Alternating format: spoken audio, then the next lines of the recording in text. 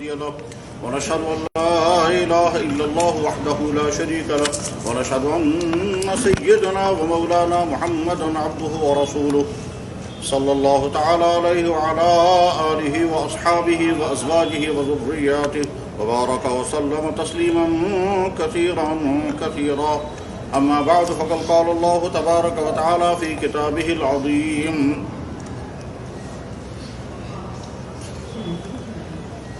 والكاظمين الغيظ والعافين عن الناس والله يحب المحسنين. وقال الله تبارك وتعالى ولمن صبر وغفر إن ذلك لمن عزم الأمور. وقال النبي صلى الله عليه وسلم أبغض الرجال إلى الله الأرد الخصم. وقال النبي صلى الله عليه وسلم من ضاره الله. وقال الله تبارك وتعالى ولا تحسبن الله غافلا عما يعمل الظالمون إنما يؤخرهم ليوم تشخص فيه الأبصار. صدق الله مولانا العظيم وصدق رسوله النبي الكريم ونحن على ذلك لمن الشاهدين والشاكرين والحمد لله رب العالمين. يا رب صل وسلم دائما أبدا على حبيبك خير الخلق كلهم. میرے محترم بزرگوں اور دوستو، آج کا دن یعنی جمعے کا دن انتہائی مقدس، انتہائی محترم اور بے شمار انعامات حاصل کرنے کا دن ہوتا ہے.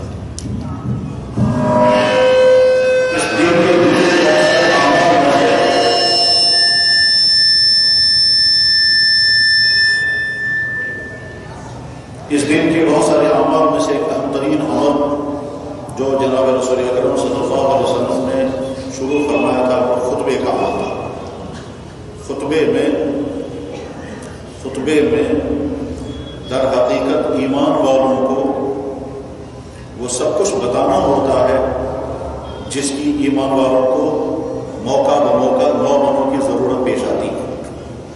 یہ خطبے کا عمل اتنا عظیم عمل ہے کہ احادیث میں آتا ہے جب جمعے کی نماز پڑھنے کے لیے لوگ مسجد میں آنا شروع ہوتے ہیں تو مسجد کی گیٹ پر فرشتے رجسٹر لے کر کھڑے ہوتے ہیں، اور جو سب سے پہلے مسجد میں آتا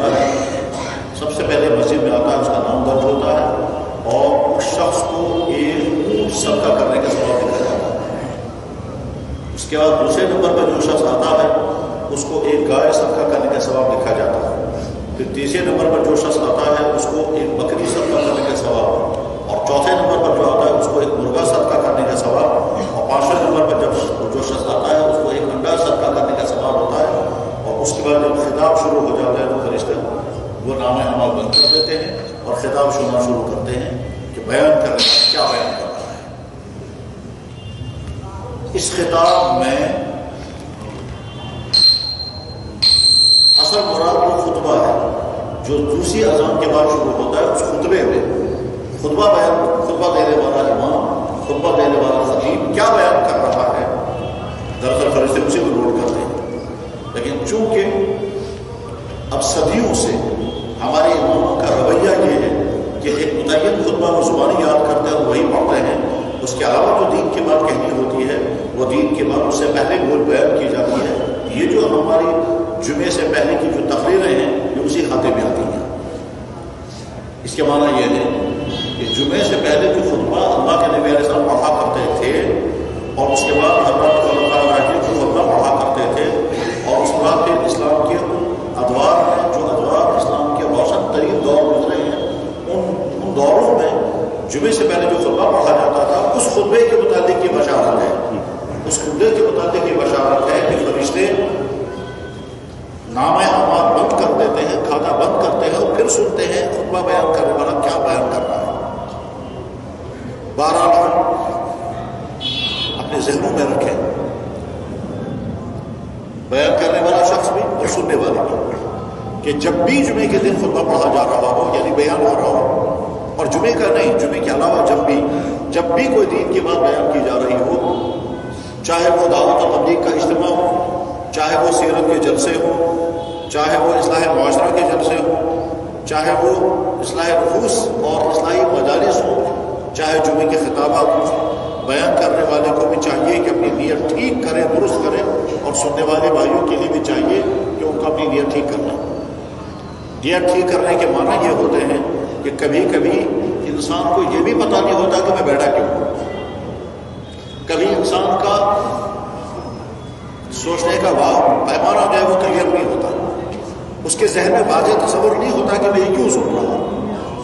اور کبھی کبھی انسان کے سننے کا عالم یہ ہوتا ہے کہ انسان سنتا ہے اس غرض سے کہ وہ چیک کرے گا، وہ بتائے گا کہ امام بولنے والا جو ہے وہ کیا بول رہا ہے اور اچھا بولا یا نہیں بولا، یہ نمبر دینے کے لیے بیٹھتا ہے۔ تو میرے بھائی یہ ساری نیتیں درست کر دینی چاہیے۔ سننے والے کا جو آواز سمجھ صاحب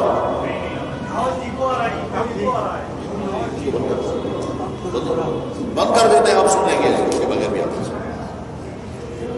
آپ سن پا رہے ہیں بس ٹھیک ہے، وہ بعد میں خود حضرات جب ہم دین کی کسی مجلس میں بیٹھا کریں تو اپنا تصور، اپنی نیت کلیئر کر لینی چاہیے۔ وہ ابھی سمجھ میں آ جائے گا کلیئر کرنے کے معنی کیا ہیں۔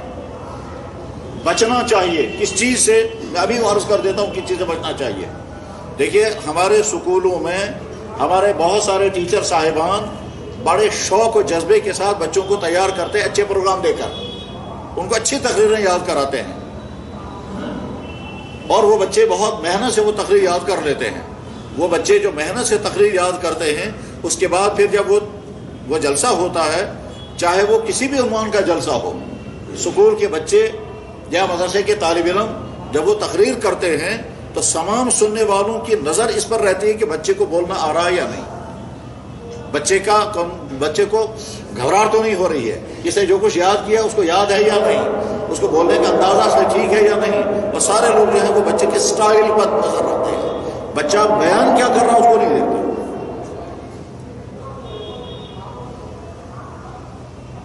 چنانچہ 10 بچوں نے بہت اچھے پروگرام پیش کیے ہوئے ہوتے ہیں اور وہ سارے اہم ترین عنوانات پر پروگرام ہوتے ہیں، مگر ہوتا کیا ہے، سننے والے سارے کے سارے جو ہیں وہ بچے کی قابلیت، بچے کے بولنے کے انداز، بچے کی بہادری، بچے کے یادداشت، اسی پر ساری توجہ رکھتے ہیں۔ وہ مضمون کیا بیان کر رہا ہے اس کی طرف نظر نہیں رکھتے۔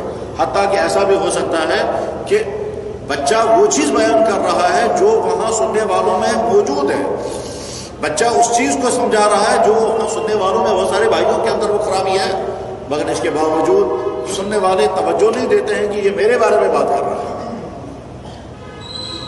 کیوں؟ اس لیے کہ سننے والوں کی توجہ ساری اس پر ہے کہ بچے کو بولنا آ رہا ہے یا نہیں آ رہا ہے۔ وہ نمبر دینے کے لیے بیٹھے ہیں، بچے کی بات سے نصیحت دینے کے لیے نہیں بیٹھے۔ اور جب نصیحت دینے کے لیے آدمی نہیں بیٹھتا ہے تو ایک کان سے سنتا ہے، دوسرے کان سے اڑا دیتا ہے۔ یہی وجہ ہے کہ ہم لوگوں کو صدیاں ہو گئی جمعے کی بات سنتے سنتے، نہ یاد رہتا ہے، نہ فکر رہتی ہے، نہ کوئی تبدیلی آتی ہے، نہ اصلاح ہوتی ہے، کوئی فرق نہیں پڑتا ہے۔ بلکہ ایسا بھی ہوتا ہے کہ بیان کرنے والا خوب محنت کر کے بیان کر رہا ہے اور سننے والے جو ہیں وہ سن کر کے تبصرہ کر رہے ہیں، بہت اچھا بیان ہوا، مزیدار بیان ہوا، فائدہ مند بیان ہوا، اور مسجد سے باہر نکلے تو یاد کچھ بھی نہیں، تو خیال بھی نہیں آتا کہ بیان کیا کیا اس نے۔ تبصرہ تو کریں گے، کمنٹس تو پاس کریں گے، بہت زبردست بیان کیا مولانا صاحب نے اور بہت اچھی تقریر ہوئی ہے، مگر یاد کچھ نہیں، اصلاح اس کی تو بات ہی نہیں۔ میں بات سمیٹ کر کے عرض کر دیتا ہوں، اپنی نیتیں ہمیشہ ٹھیک کرنے کا مزاج بنائیں، اور وہ نیت یوں ہونی چاہیے جیسے ڈاکٹر کے پاس جاتے ہوئے نیت ہوتی ہے۔ جب انسان بیمار ہوتا ہے تو ڈاکٹر کے پاس جاتے ہوئے نیت کیا ہوتی ہے؟ جو دوائی مجھے وہ بتائے گا مجھے وہ کھانی، اور ظاہر ہے وہ دوائی کھانی ہے تو تبھی کھائے گا جب اسے یاد میں رکھے گا، اور جس چیز کا مجھے وہ ڈاکٹر پرہیز بتائے گا مجھے اس کا پرہیز کرنا ہے، اور ظاہر ہے پرہیز کرنے کے لیے ضروری ہے کہ اچھی طرح سمجھ لیں، یاد رکھے کہ ان کی چیزوں کا مجھے پرہیز۔ اور دنیا میں کوئی بیمار ایسا نہیں ہے جو کسی ڈاکٹر کے پاس جائے یہ سوچ کر کے کہ میرا جی چاہے گا تو کروں گا پرہیز، اور اگر جی نہیں چاہے گا تو پرہیز نہیں کروں گا۔ خیر اگر پسند آ گیا تو یاد رکھوں گا، اور پسند نہیں آیا تو یاد نہیں رکھوں گا۔ کوئی بیمار ایسا نہیں ہے، ہر بیمار جب ڈاکٹر کے پاس جاتا ہے بہت توجہ کے ساتھ اس کی بات سنتا ہے، اسے کیا ڈائگنوزنگ کی اس کو یاد رکھتا ہے، اسے چیک اپ کے دوران کن چیز، اور اس کے بعد میں جو دوائیاں اسے بتاتا ہے وہ دوائیاں یاد رکھتا ہے، کون سی دوائی مجھے کس طرح کھانی ہے، کس ٹائم پر کھانی ہے، اور یہ نہیں دیکھتا ہے کہ دوائی مزیدار ہے یا بے مذائقہ ہے، یہ نہیں دیکھتا ہے دوائی مہنگی ہے یا کہیں سے لانی، نہیں، دوائی کھانی ہے اور پرہیز بھی کرنا ہے۔ اور کبھی کبھی ڈاکٹر جو ہے وہ ان چیزوں کا پرہیز بتائے گا جن چیزوں کا کھانے کا اس کو بہت شوق رہا ہے، مگر جب ڈاکٹر نے پرہیز بتایا تو کرے۔ بس یہی نیت ہونی چاہیے ہمیشہ، جب بھی دین کے مجلس میں بات سننے کے لیے بیٹھیں نیت یہ رکھو، اور اگر نہیں تو آپ اپنا وقت برباد کرتے ہیں۔ نیت کیا رکھنی چاہیے؟ میں یہ سنوں گا، یہ کیا بول رہا ہے، یہ دین بولنے کے عنوان پر بیٹھا ہے، یہ اپنی معلومات سنانے کے لیے نہیں بیٹھا۔ ہو سکتا ہے ہم سے زیادہ، ہو سکتا ہے ہم آپ کی معلومات بولنے والے سے زیادہ ہوں، اس کو بند کر دیجیے۔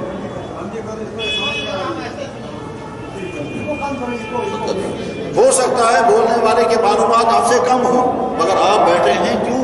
تاکہ دین کی بات سنیں۔ تو دین کی بات سننے کے جذبے سے جب انسان بیٹھتا ہے اور پھر یاد رکھنے کی نیت کرے گا، یاد رکھنے کی نیت کرے گا،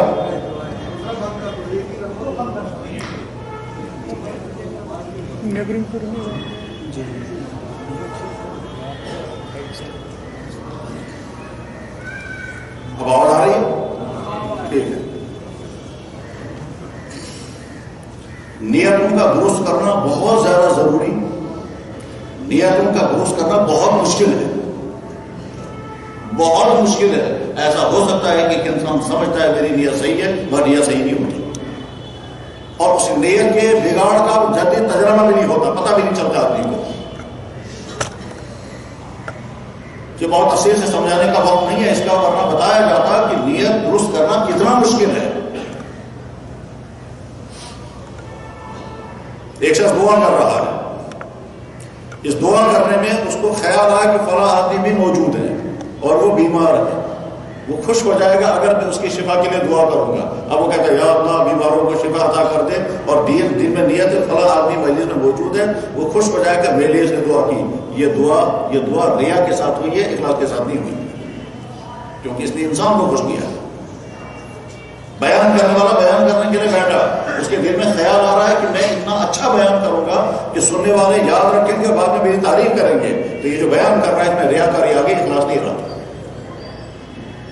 اللہ نے بہت اچھی آواز قاری صاحب کو عطا کی ہے، اور قاری صاحب بہت عمدہ تلاوت کرتے ہیں، تلاوت کرتے کرتے اس کے دل میں خیال آیا کہ میں اور زیادہ اچھی تلاوت کروں گا تاکہ سننے والے یاد رکھیں کہ ایسی تلاوت ہی ہم نے کبھی نہیں سنی ہے، یہ جو تلاوت کر رہا ہے ریاکاری کے ساتھ۔ نعت شریف پڑھنے والا نعت پڑھ رہا ہے اور زیادہ اچھی آواز کے ساتھ گنگنا کر پڑھ رہا ہے تاکہ لوگوں کو مزہ آ جائے اور لوگ تعریفیں کرنے لگیں گے، تو کیا ہوگا؟ اس کی نعت پڑھنا سراسر ریاکاری ہے، بہت مشکل ہے۔ ممکن ہے سنا ہوگا، نہیں تو پڑھا ہوگا، پڑھا بھی نہیں ہوگا، سنا بھی نہیں ہوگا۔ یاد رکھنا چاہیے قیامت کے دن سب سے پہلے 3 آدمی جہنم میں جائیں گے، ان تینوں آدمی جو ہے وہ دین کا کام کرنے والے ہوں گے۔ ایک عالم ہوگا جس نے دین کا کام کیا ہوگا مگر شہرت کے لیے، یعنی ایسا ہو سکتا ہے کہ بیان کرنے والا بیان کر رہا ہے اور سننے والے سن رہے ہیں، سننے والوں کو فائدہ ہو گیا، بیان کرنے والے کی نیت صحیح نہیں تھی تو قیامت کے دن پکڑ ہوگی۔ اسی طرح سے سننے والوں کو اپنی نیت صحیح کرنی چاہیے۔ یہ تو اتنا اہم مسئلہ ہے کہ امام بخاری رحمہ اللہ تعالیٰ نے جب عظیم الشان کتاب لکھنے کا فیصلہ کیا تو ان کے ذہن میں سوال پیدا ہوا میں کون سے باب سے شروع کروں گا، سب سے پہلے میں کون سی حدیثیں لکھوں گا۔ باقی تمام محدثین تو حدیثیں لکھتے ہیں، کبھی وضو کی حدیثیں پہلے لکھیں گے، کبھی ایمان کی حدیثیں پہلے لکھیں گے، کبھی کسی اور چیز کی حدیثیں پہلے لکھتے ہیں، لیکن امام بخاری رحمہ اللہ تعالیٰ کا کمال یہ ہے کہ انہوں نے ایک ایسا انوکھا آغاز کیا ہے، ایک ایسا انوکھا طرز اختیار کیا جو کسی نے نہیں۔ انہوں نے سوچا سب سے پہلے میں وحی کا بیان لکھوں گا، کیونکہ انسانوں تک اللہ کا دین بذریعہ وحی آیا، تو وحی کا بیان سب سے پہلے لکھا۔ لیکن وحی کا بیان لکھنے سے پہلے انہوں نے سوچا کہ میں اپنی نیت بھی ٹھیک کروں گا، پڑھنے والوں کی نیت بھی ٹھیک کروں گا، اس لیے انہوں نے وحی نیت کے صحیح کرنے کی حدیث سب سے پہلے لکھی، اور اس انداز سے لکھی حدیث۔ اللہ اکبر۔ امام بخاری فرماتے ہیں مجھ سے حدیث بیان کی میرے استاد حمیدی نے، پھر حمیدی کہتے ہیں مجھ سے حدیث بیان کی میرے استاد سفیان نے، سفیان کہتے ہیں مجھ سے حدیث بیان کی میرے استاد یحییٰ نے، یحییٰ کہتے ہیں مجھ سے حدیث بیان کی میرے استاد ابن ابراہیم نے، ابن ابراہیم کہتے ہیں مجھ سے حدیث بیان کی میرے استاد علقمہ نے، علقمہ کہتے ہیں میں مسجد نبی میں موجود بیٹھا ہوا تھا کہ عمر بن خطاب رضی اللہ عنہ ممبر پر کھڑے تھے، اور عمر بن خطاب نے ممبر پر کھڑے ہو کر کے کہا میں نے اللہ کے نبی سے سنا ہے، اللہ کے نبی نے فرمایا انما الاعمال بالنیات، اس طرح سے امام بخاری یعنی جب حدیث بیان کر رہے ہوں کہیں گے حدثنا الحمیدی قال حدثنا سفیان بن عیینہ قال حدثنا یحیی بن سعید الانصاری قال حدثنا محمد بن ابراہیم التیمی قال حدثنا علقمہ بن وقاص قال سمعت عمر بن الخطاب على المنبر يقول قال رسول الله صلى الله عليه وسلم انما الاعمال بالنیات. یعنی امام بخاری میرے استاد نے مجھے حدیث سنائی حمیدی نے، وہ کہتے ہیں میرے استاد نے مجھے حدیث سنائی سفیان نے، سفیان کہہ کے میرے استاد نے مجھے حدیث سنائی یحییٰ نے، یحییٰ کہتے ہیں میرے استاد نے مجھے حدیث سنائی، اس استاد کا نام تھا ابن ابراہیم تیمی، ابن ابراہیم تیمی کہتے ہیں میرے استاد نے مجھے حدیث سنائی، اس کا نام تھا علقمہ، علقمہ کہتے ہیں میں مسجد نبی میں موجود تھا، امیر المومنین عمر بن خطاب ممبر پر تھے اور ممبر پر کھڑے ہو کر انہوں نے کہا اللہ کے نبی کا ارشاد سنو انما الاعمال بالنیات، تمام اعمال کا دار مدار نیت پر ہے. پھر فرمایا ہر انسان کو وہ ملے گا جس نے نیت کی ہوگی. اگر کسی نے دین کا کام کرتے ہوئے دین کی نیت کے ہوگے تو دین ہوگا اس کے لیے، چونکہ اس زمانے میں سب سے اہم ترین کام ہوتا تھا ہجرت، اور ہجرت کا عمل ہو رہا تھا، اس لیے اللہ کے نبی نے اسی کا تذکرہ فرمایا فمن کانت ہجرتہ الی اللہ ورسولہ، جس نے اللہ اس کے رسول کے لیے ہجرت کی ہے اس کی ہجرت اللہ کے لیے اور رسول کے لیے ہوگی، اور جس نے ہجرت دنیا کمانے کے لیے یا کسی عورت سے شادی کرنے کے لیے کی ہے اس کی ہجرت اسی کے لیے. اس کے بعد پھر وحی کا تذکرہ کیا. گویا ہم نے سوچا کہ وحی کا بیان تو بعد میں سناؤں گا لوگوں کو، اور وحی کی حقیقت، اور اس وجہ سے کہ انسانوں کے بعد جو دین آیا ہے خالق اور مخلوق کے درمیان رابطہ جو ہے وہ وحی کا رابطہ ہے.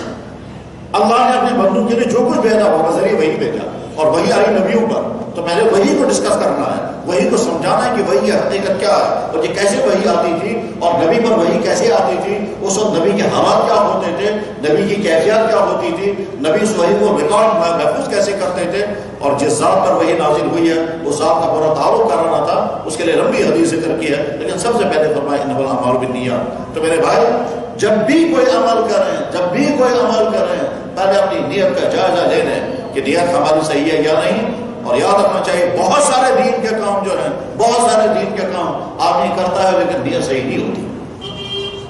بار بار اپنا جائزہ لینا چاہیے. امام صاحب اپنے آپ کو میٹر لگا کے دیکھے، میں امامت کر رہا ہوں دین کا کام جان کر یا تنخواہ کے لیے. مولانا صاحب سبق پڑھا رہے ہیں قرآن و حدیث، وہ میٹر لگا کے دیکھے میں جو پڑھا رہا ہوں یہ اللہ کے لیے یا صرف اپنے تنخواہ کے لیے. جو صاحب بیان کرنے بیٹھے ہیں وہ نیت کا اپنے آپ کو میٹر لگا کے دیکھیں آپ کا بیان دین کے لیے یا شہرت اور واہ سننے کے لیے یا پیسے کے لیے.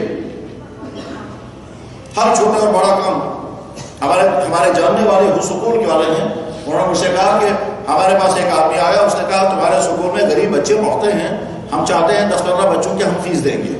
تو ہم نے کہا بہت اچھا. چنانچہ سر 10-15 بچوں کی فیس دینی شروع کی، ان کے لیے پیسے جمع کرنے شروع کیے. کہا ان کی کتابیں بھی ہم ہی دیں گے، ان کی وردی کا پیسہ بھی ہم ہی دیں گے، ان کی فیس بھی ہم ہی دیں گے. ہم بہت خوش ہو گئے. 2-4 مہینے کے بعد آ کر مجھ سے کہتے ہیں کہ لگے بچوں کی لسٹ دے دو، اس لیے کہ ہمیں وہاں انکم ٹیکس والوں کو دکھانا ہے کہ ہم اتنے بچوں کو ڈونیٹ کر رہے ہیں. اب پتا چلا یہ اللہ کے لیے غریب پروری نہیں تھی، یہ وہاں انکم ٹیکس کم کرنے کے لیے تھا.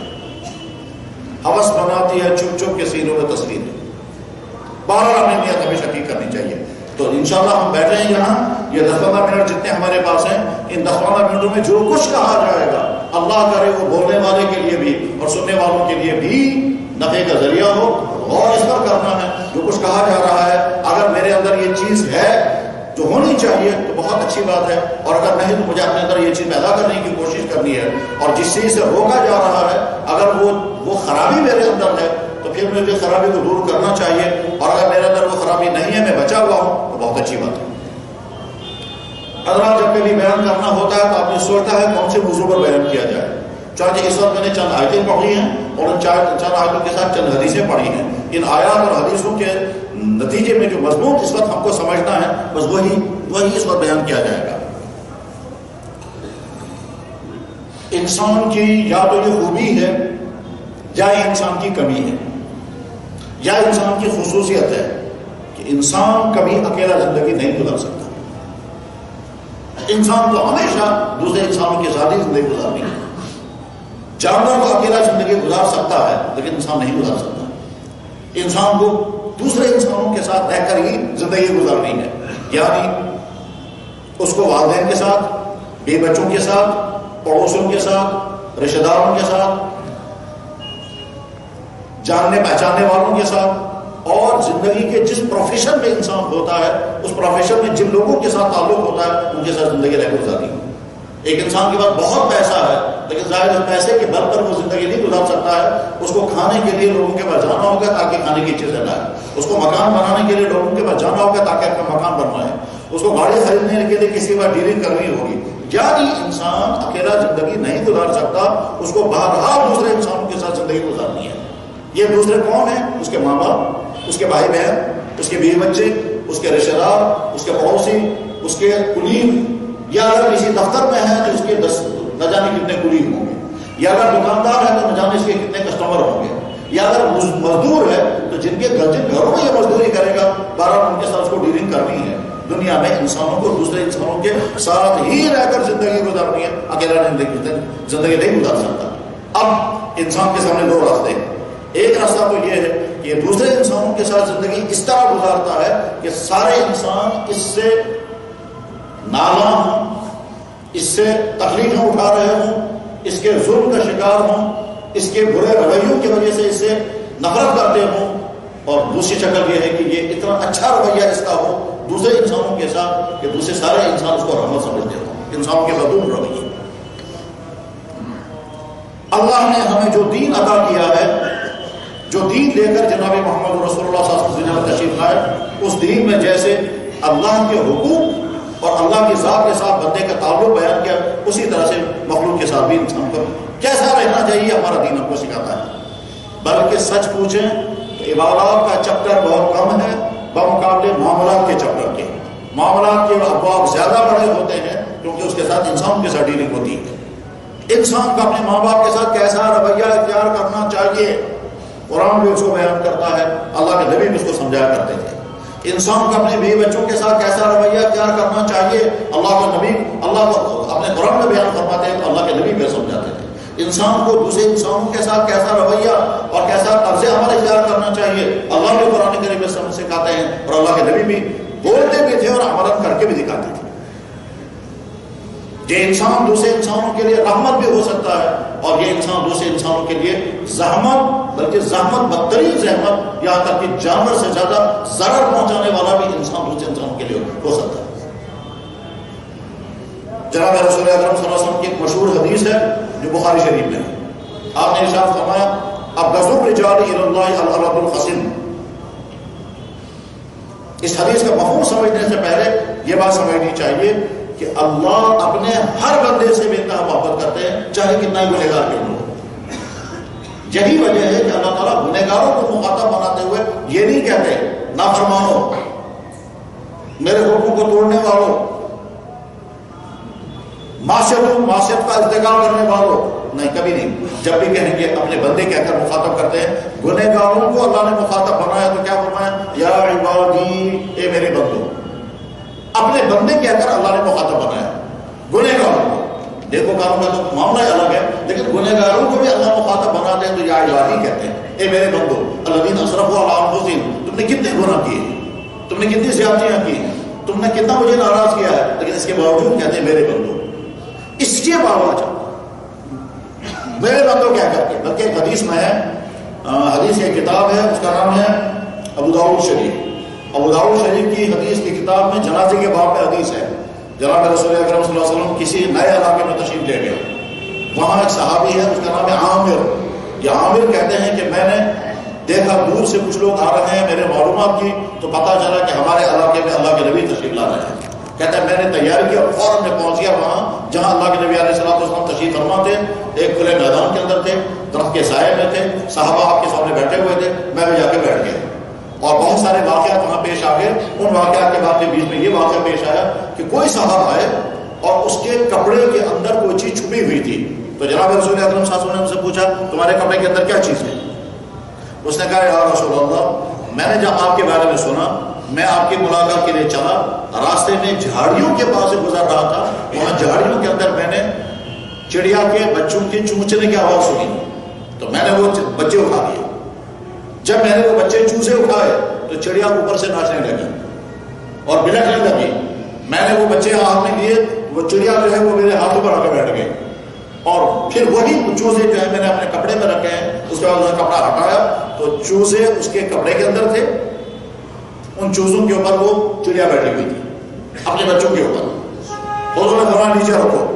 چنانچہ اس صحابی نے وہ چوزے نیچے زمین پر رکھ دیے, وہ چڑیا جو ہے اٹھ کر بچوں پر بیٹھ گئی اور وہ سمیٹ رہی ہے ان کو کہ کہیں میرے بچوں کو تکلیف نہ پہنچائے. تمام صحابہ بڑے تعجب کے ساتھ دیکھ رہے ہیں, تمام صحابہ تعجب کے ساتھ دیکھ رہے ہیں کہ دیکھو چڑیا جو جانور ہے اس کو اپنے بچوں کی کتنی فکر ہے, میرے بچوں کو یہ نقصان نہ پہنچائے, میرے بچے مجھ سے یہ چھین رہے ہیں. جناب رسول اللہ صلی اللہ علیہ وسلم نے دیکھا تمام صحابہ کو اور تعجب سے دیکھ رہے تھے. حضور نے فرمایا تم کو اس چڑیا کے اپنے بچوں کی اس محبت میں تعجب ہو رہا ہے؟ صحابہ عرض کرنے یا رسول تعجب ہو رہا ہے. اتعجبون, کیا تمہیں تعجب ہو رہا ہے؟ اس چوزوں کے بچے کے ماں, اس ماں کے دل میں جو بچوں کی محبت ہے اس میں تمہیں تعجب ہو رہا ہے؟ صحابہ کرام نے کہا ہاں یا رسول تعجب ہو رہا ہے. اللہ کے نبی صلی اللہ علیہ وسلم نے فرمایا اس جانور کے دل میں اپنے بچوں کی جتنی محبت ہے اس سے کہیں زیادہ محبت اللہ تعالیٰ کو اپنے بندوں کی. قرآن کریم میں اللہ تعالیٰ شان فرماتے ہیں اپنے بارے میں, اللہ اپنے بارے میں فرماتے ہیں کتب ربکم, تمہارے رب نے اپنے ذمہ لازم کر رکھا ہے, اپنے لیے لکھ کر کے رکھا ہے. کیا لکھ کے رکھا ہے؟ اپنے بندوں پر رحم کرنا. اگر انہوں نے غلطیاں کی ہوگی پھر توبہ کریں گے تو رحم کرنا ہے. کتب ربکم تم خدائن مانس لکھت, تمہارے رب نے اپنے آپ کو آرڈر کر رکھا ہے اور رحم اپنے بندوں پر رحم کرنا. انہوں نے عامل منکم سوءا بجہالۃ ثم تاب من بعد, جس نے غلطیاں کی ہوں گی جب غلطی کی ہوگی توبہ کرے گا تو اللہ تعالیٰ رحم کرنے اپنے ذمہ لازم. اس کے باوجود جناب رسول اکرم صلی اللہ علیہ وسلم فرما رہے ہیں کہ اللہ کو ایک انسان کی سخت نفرت ہے. ایک طرف سے اللہ اتنا رحیم, ایک طرف سے اللہ اتنی شفقت کرنے والے, بلکہ ایک حدیث میں تو یہ بھی ہے, ایک حدیث میں یہ بھی ہے کہ جناب رسول اکرم صلی اللہ علیہ وسلم نے فرمایا اللہ نے محبت کے 100 حصے کیے, 10 حصے ساری کائنات میں تقسیم کر دیے, 90 حصے اپنے پاس رکھے. اور اس کو پھر حضور نے سمجھایا کہ مثال میں کہ دیکھو جب گھوڑی کو بچہ پیدا ہوتا ہے اور بچہ باہر آ جاتا ہے, اس نے ابھی بچہ دیکھا ہی نہیں ہے, لیکن جب یہ گھوڑی اٹھنے کا ارادہ کرتی ہے اس کو فکر ہوتی ہے کہ میرا پاؤں میرے بچے پر نہیں آنا چاہیے, اگر میرا پاؤں میرے بچے پر آ گیا یہ کچلا جائے گا, مر جائے گا, اس لیے وہ سنبھل کر کے پاؤں ٹیکتی ہے. حضور نے فرمایا اس گھوڑی کے دل میں اس بچے کی محبت جس کو ابھی دیکھا بھی نہیں اس نے, اسی 10 حصے میں سے ایک محبت کا حصہ اس کو بھی مل گیا. تو اللہ کے یہاں کتنی محبت ہوگی اپنے بندوں کی. لیکن اس کے باوجود حضور نبی علیہ السلام نے فرمایا کہ اللہ تعالیٰ شان کی سخت نفرت ہے, سخت نفرت اسم تفضیل کا صیغہ ہے اس انسان کی جو الد الخصم ہو. بس ابھی سوچ سمجھنا ہے کہ اللہ تعالیٰ ہم کو الد الخصم بننے سے بچائے جس سے اللہ کو بھی نفرت ہوتی ہے. الد الخصم کسے کہتے ہیں؟ ایسا انسان جس کا بیہیویئر, جس کا طرز عمل, جس کا وتیرہ, جس کا دوسروں کے ساتھ سلوک اتنا خراب ہو کہ ہر انسان اسے کان پکڑتا ہو, ایسے انسان کو الد الخصم کہتے ہیں. حضور نے فرمایا اللہ کو بھی اس سے نفرت ہوتی ہے. بس ہر انسان اپنے آپ کو میٹر لگا کے دیکھے میرا رویہ میرے والدین کے ساتھ کیسا ہے. کہیں ایسا تو نہیں کہ ہمارے والدین کہیں گے اللہ ایسی اولاد مجھے نہیں چاہیے. ہر انسان اپنے آپ کو میٹر لگا کر کے دیکھے میرا رویہ میرے بیوی بچوں کے ساتھ کیسا ہے. کہیں ایسا تو نہیں کہ ہمارے بیوی بچے تنگ ہوں, خدا یہ کیسا ظالم ہم پر مسلط ہے. ہر انسان اپنے آپ کو میٹر لگا کر دیکھے کہ میرا رویہ اپنے رشتے داروں کے ساتھ کیسا ہے. ایسا تو نہیں ہے کہ اللہ کے نبی علیہ السلام نے فرمایا لعنت ان انسانوں پر جو رشتے داروں کے ساتھ برا سلوک کرتے ہیں. ہر انسان اپنے آپ کو میٹر لگا کر دیکھے میرا رویہ اپنے پڑوسیوں کے ساتھ کیسا ہے. ایسا تو نہیں ہے کہ جس کی وجہ سے ہمارے پڑوسی کہتے ہیں خدا ہے کون سا ظالم ہمارے لیے. ہر انسان اپنے آپ کو میٹر لگا کے دیکھے جس ڈپارٹمنٹ میں, جس کمیونٹی کے اندر, جس شعبے زندگی کے اندر ہم زندگی گزرے وہاں ہمارا رویہ دوسرے انسانوں کے ساتھ کیا ہے. میرے بھائیوں اچھی طرح سے سمجھو اللہ کے نبی محمد رسول اللہ صلی اللہ علیہ وسلم جہاں عبادت سکھانے کے لیے تشریف لائے تھے وہاں انسانیت سکھانے کے لیے انسانوں کو دوسرے انسانوں کے ساتھ کیا رویہ اپنانا چاہیے, کیا طرز عمل اپنانا چاہیے, کیا رخ اپنانا چاہیے, کیا وتیرہ ہونا چاہیے, یہ بھی اللہ کے نبی ہمیں سکھاتے ہیں. قرآن کریم میں اللہ تعالیٰ فرماتے ہیں کیا جو برداشت کرے وہی ہے سچے مومن. وَمَنْ صَبَرَ وَغَفَرَ إِنَّهُ لَذَلِكَ بِالْعَزْمِ الْأُمُورِ. فرمایا وَالْكَاظِمِينَ الْغَيْظَ وَالْعَافِينَ عَنِ النَّاسِ. کوئی تمہیں تکلیف پہنچائے انتقام مت لو، یہاں سے معاف کرو. تکلیف پہنچانے والے سے انتقام لینا اور تکلیف پہنچانے والے کو معاف کرنا. اللہ کے نبی فرما رہے ہیں میں نے بھی معاف کرنا سیکھا، تم بھی سیکھو. اللہ کے نبی نے کیا فرمایا؟ تم میں اللہ کی نظر میں سب سے زیادہ پیارا تم میں سے وہ ہے جس کا اخلاق اور جس کا رویہ سب سے بہتر ہے.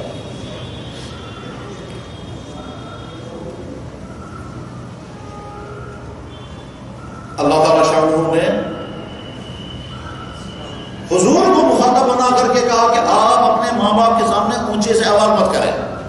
حالانکہ حضور کے والدین تھے ہی نہیں. وَلَا تَقُلْ لَهُمَا أُفٍّ. آپ اپنے ماں باپ کے سامنے کوئی بات کریں گے. حضور کہہ سکتے تھے یا اللہ میرے تو والدین نہیں، مگر اس کے باوجود حضور جانتے تھے کہ مجھے مخاطب بنایا گیا تاکہ میرے ذریعے سے امت کو حکم دیا جا رہا ہے. فرمایا اپنی گردن کو اپنے والدین کے سامنے نرم رکھنا، اکڑ بازی مت کرنا. تو میرے بھائی اسلام اور محمد رسول اللہ کی ذات اقدس وہ دین کہ جنہوں نے وہ عمل اختیار کرایا ہے جس عمل تک ہمارا ذہن ہی نہیں جا سکتا کہ انسان کر سکے گا یا نہیں. یمن کے علاقے میں ایک صاحب ہیں، اس کا نام ہے اویس. یمن کے علاقے میں ایک صاحب، اس کا نام ہے اویس. صحابہ سے اس کی ملاقات ہو گئی، اس نے اسلام قبول کیا، یہ مسلمان بن گئے. اب یہ چاہتے تھے حضور کی خدمت میں حاضر ہو، حضور سے ملاقات کریں گے تو صحابی بنیں گے، مگر گھر میں والدہ بیمار ہیں اور بیمار والدہ کو چھوڑ کر کے جانا مشکل ہے. لیکن اگر والدہ کو چھوڑ کر نہیں جائیں گے تو حضور کی ملاقات نہیں ہو سکتی، تو صحابی نہیں بن سکیں گے.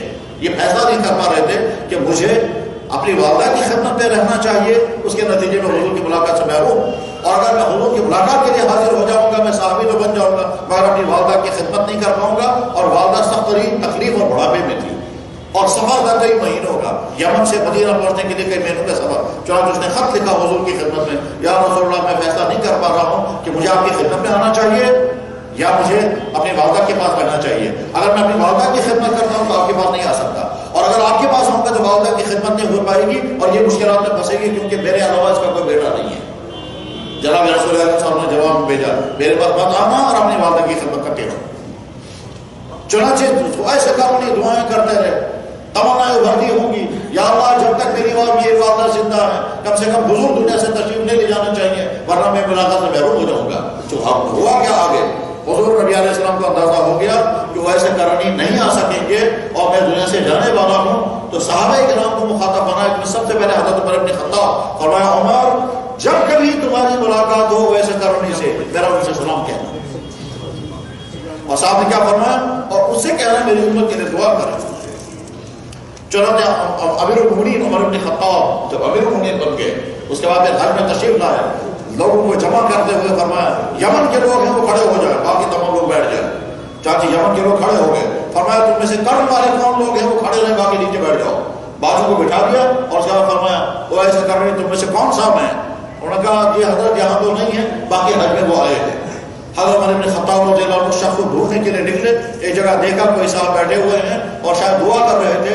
تو حضرت عمر بن خطاب نے اپنے ساتھ حضرت علی کو لیا اور فرمایا ان سے جا کر کہا السلام علیکم. انہوں نے کہا وعلیکم السلام. حضرت عمر نے فرمایا آپ کا نام کیا ہے؟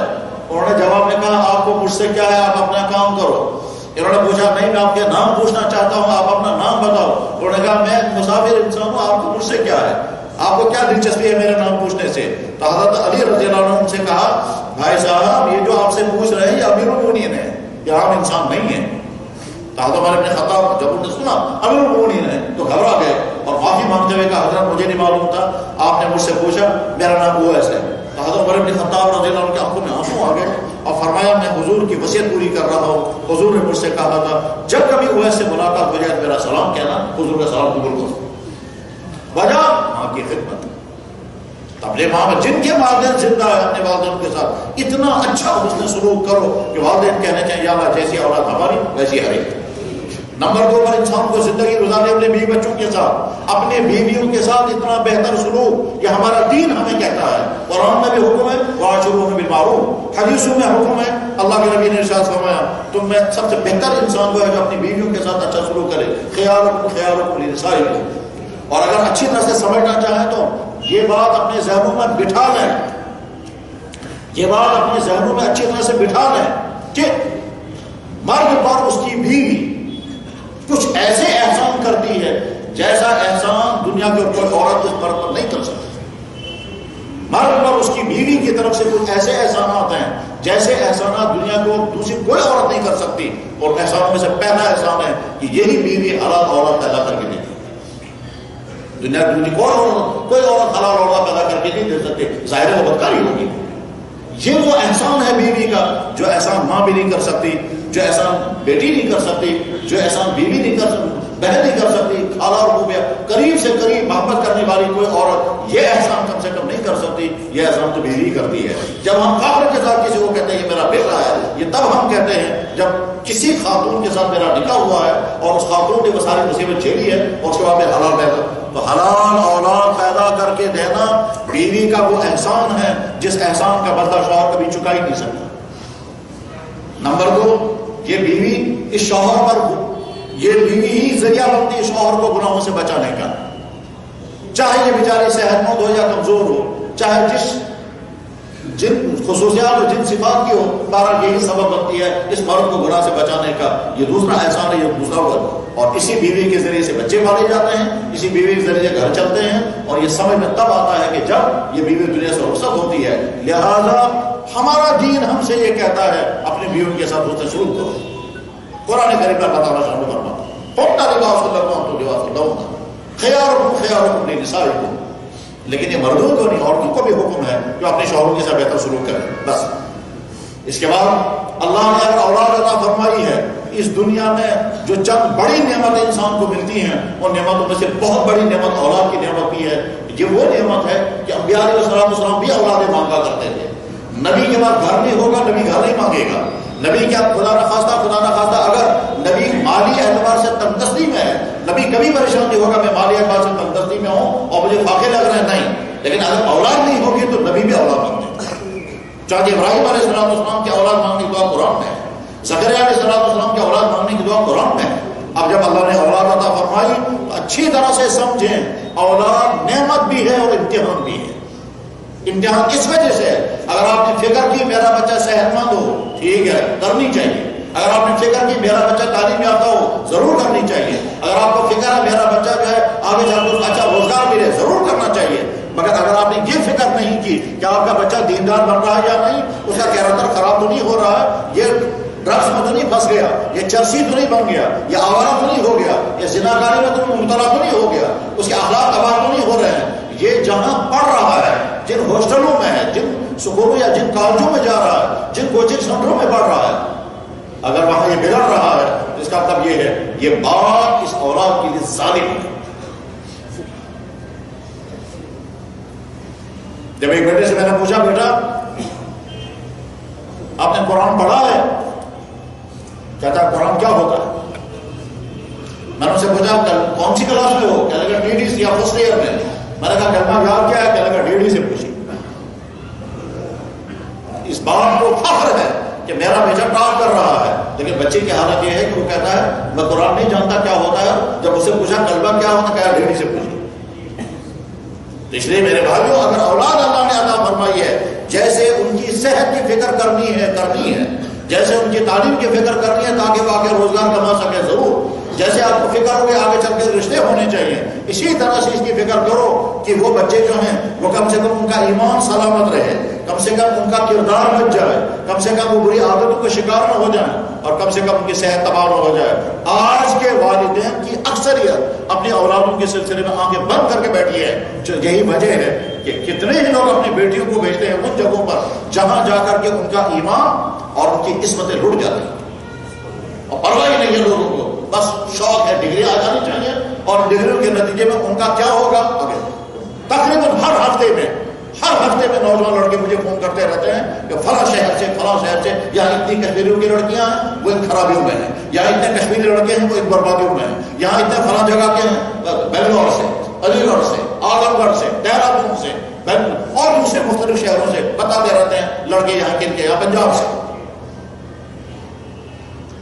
زندگی گزارنی ہے، مستقبل آپ کے بچوں سے وابستہ ہے۔ ان بچوں کی 4 چیزوں کی فکر کریں، ایسا نہ ہو کہ آپ نادانی کا شکار ہوں۔ میرا بچہ کبھی نہیں بگڑے گا اور وہ بگڑ چکا ہوتا ہے۔ صحابہ کا شکار ہو چکا ہوتا ہے تو چیک کرتے رہیں کہ اس کے اندر ایتھیسزم کے اثرات تو نہیں آ رہے ہیں، وہ ماڈرنزم کے برے اثرات تو نہیں آ رہے ہیں، وہ گندی ویب سائٹیں وزٹ تو نہیں کر رہا ہے، اس کو بری عادتیں تو نہیں لگ گئی ہے، وہ ماسٹربیشن میں مبتلا تو نہیں ہو گیا ہے، وہ ڈرگس کا شکار تو نہیں ہو رہا ہے، اس کے غلط تعلقات تو نہیں چل رہے ہیں، وہ فیشن کا تو نہیں۔ میرے پاس لڑکا آ کر کے کہتا ہے جی مجھے رات کو نیند نہیں آتی، میں 5 گھنٹے تک رات کو میوزک سنتا ہوں۔ اب ظاہر ہے اگلے دن کو کلاس میں کیا پڑھتا ہوں؟ بہرحال اللہ نے اولادیں عطا کی ہے، اپنے اولادوں کی فکر کریں۔ اس کے بعد اگلی چیز دنیا میں انسان کو دوسروں کے ساتھ رہنا ہے۔ یہ دوسروں کے ساتھ رہنے کے معنی کیا ہے؟ ایک انسان دفتر میں ہے، ہزاروں انسانوں کے ساتھ ڈیلنگ کرنی ہوگی۔ ایک طرف سے آپ کے دفتر کے آپ کے کلیگ ہوں گے اور دوسری طرف وہ انسان ہوں گے جن انسانوں کا کام آپ کے دفتر سے جڑا ہوا ہے، وہ آپ کے ملازم بھی ہو سکتے ہیں، آپ کے ڈپارٹمنٹ کے لوگ ہو سکتے ہیں، عوام بھی ہو سکتی ہے۔ ایک انسان دکان پر بیٹھا ہے اور اس کی ڈیلنگ جو ہے وہ کسٹمروں کے ساتھ ہوگی۔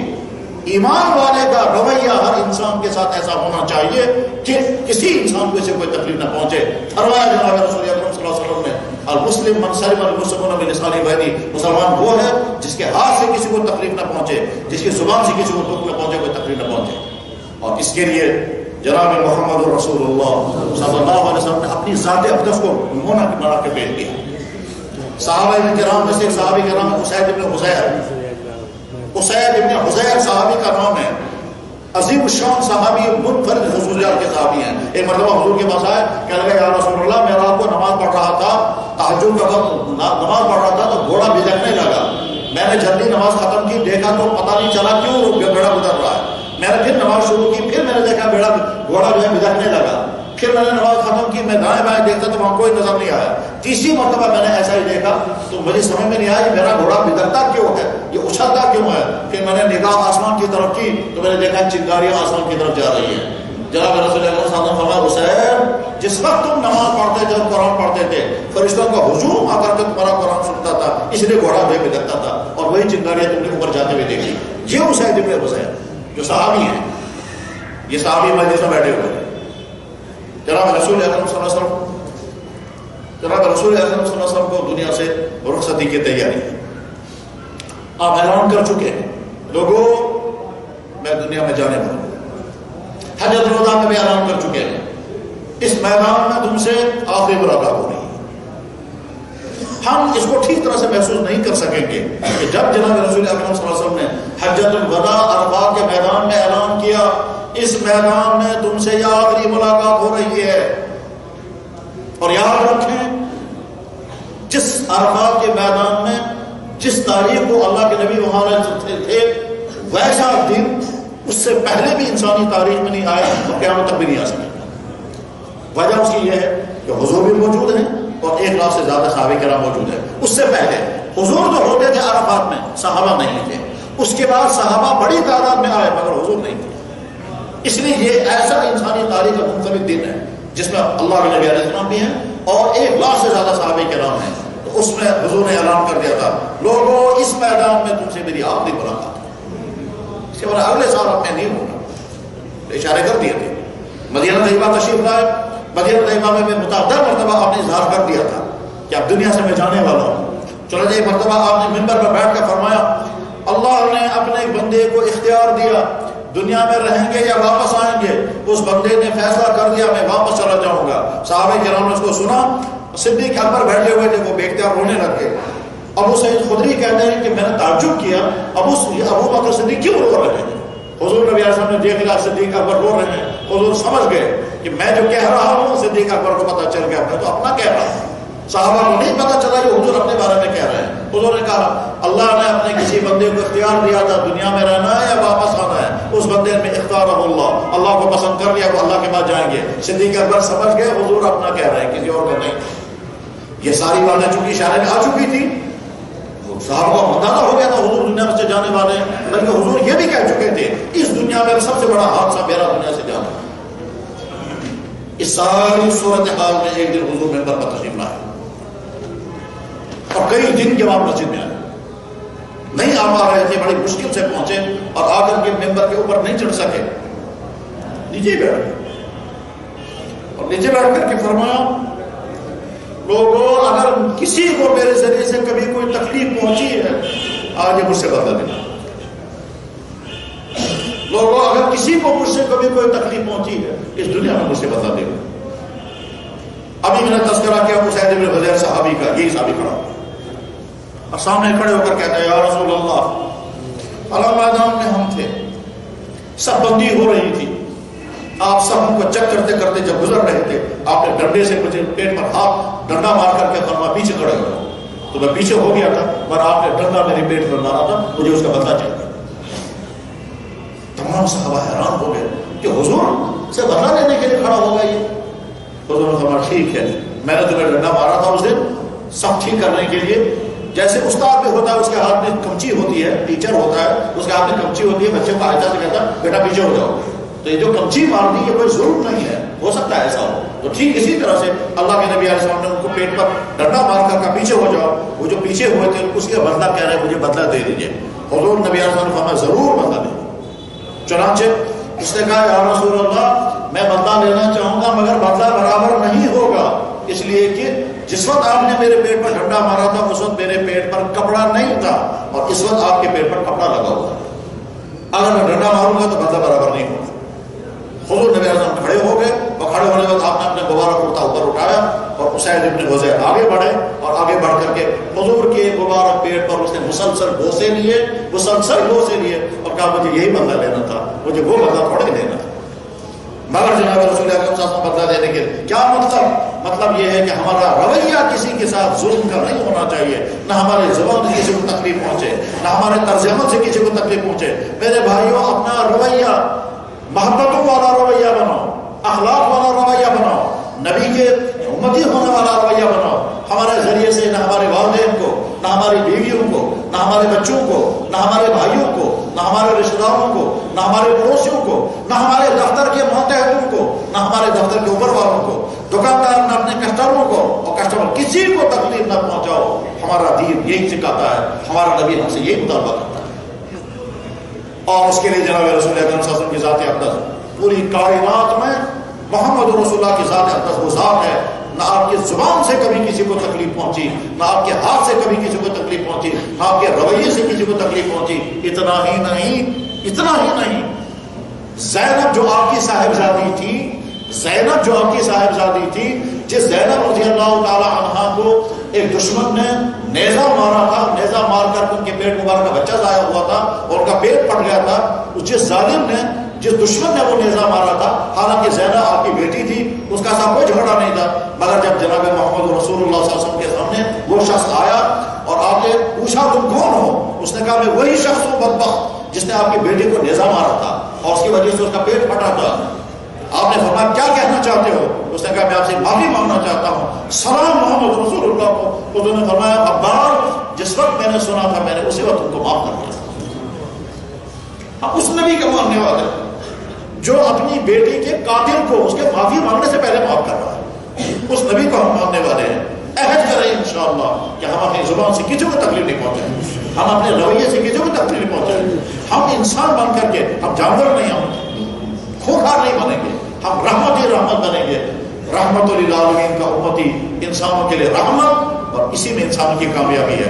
چنانچہ قیامت کے دن جب حساب لگے گا نیکیوں والے سے کہا جائے گا تیرے پاس بہت نمازیں ہیں، تیرے پاس بہت کچھ ہے، مگر تم نے اپنے باپ کو ستایا، تم نے اپنی ماں کی نافرمانی کی ہے، تم نے اپنی بیوی پر ظلم کیا ہے، تم نے اپنے بھائیوں کا مال ہڑپ کیا ہے. تو دفتر میں تھا تو ظلم کرتا تھا، تو دکان میں تھا تو لوٹ مار. میرے بھائی وہاں جب یہ میٹر لگنے لگیں گے تو ہماری وہ ساری عبادتیں اگر ہوں گی وہ ساری عبادتیں ختم ہو جائیں گی. اچھا انسان بنانا محمد رسول اللہ کے مشن کا حصہ تھا. بااخلاق انسان بنانا محمد رسول اللہ دین کا اہم ترین حصہ ہے. اللہ تعالیٰ شاہ نے قرآن کریم میں حضور کا فرمایا وَإِنَّكَ لَعَلَىٰ خُلُقٍ عَظِيمٍ، آپ اخلاق کے سب سے بلند مرتبے پر ہیں. اسی بلند مرتبے کے اخلاق کے نبی کے ہم بھی امتی ہیں، ہم بھی اپنا رویہ دوسرے تمام انسانوں کے ساتھ اچھے سے اچھا کریں گے. وَآخِرُ دَعْوَانَا أَنِ الْحَمْدُ لِلَّهِ رَبِّ الْعَالَمِينَ بِرَحْمَتِكَ يَا